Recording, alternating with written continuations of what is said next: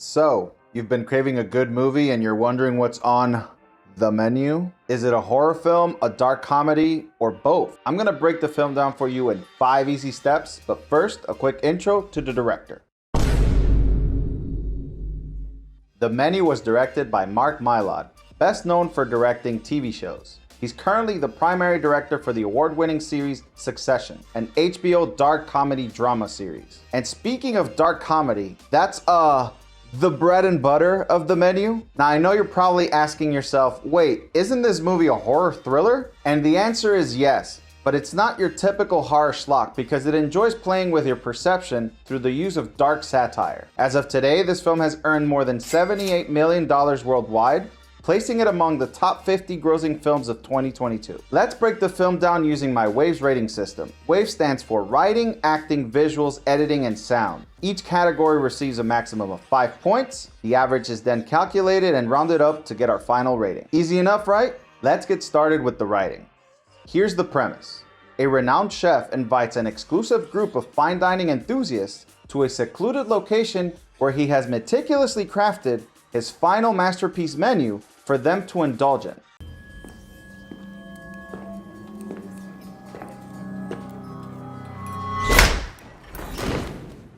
The dark twist here is that each of these distinguished guests represents a facet of this chef's life that he intends to obliterate at this event. When one of the guests brings a companion who is not on the list, the chef's plans are thrown for a loop. It had a cleverly written story full of amusing dialogue, and the entire film was a massive critique of how pretentiously ridiculous fine dining has become over the years. We're eating the ocean. We're eating the ocean. I'm gonna give the writing a score of 4. Now let's move on to the acting. The main cast was the essential ingredients of the film. We start with Chef Julian Slovic, brilliantly portrayed by Ralph Fiennes. He's an unhinged genius chef with a meditative focus and military-grade composure. Ralph Fiennes is a master of subtlety and expression and always brings a unique cadence to his dialogue. But do not eat. Our menu is too precious for that.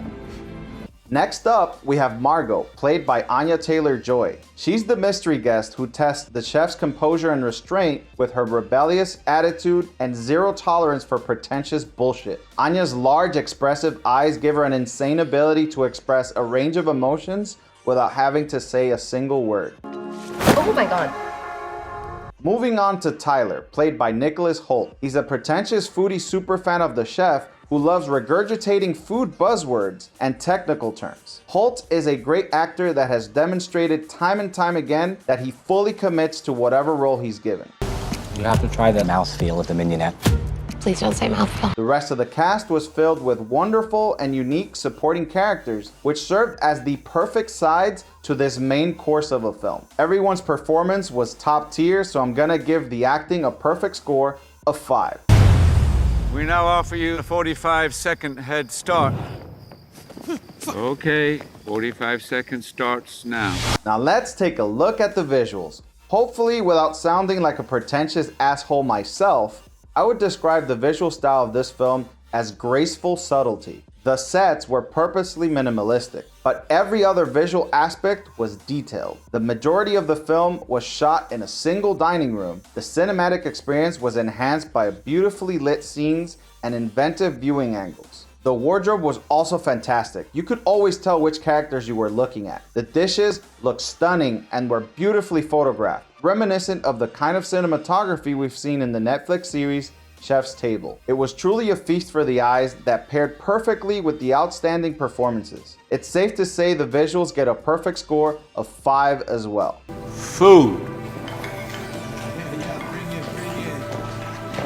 Now let's jump to the editing. This film was a masterclass in building tension. It started with a slow burn and literally worked its way up to a glorious fire by the end. Every shot was calculated and precise. When the tension began to rise, it gradually transformed into a horror film, which was the perfect contrast to the dramatic and elegant dinner scenes at the beginning. There's not much else to say. The editing was also a perfect score of 5.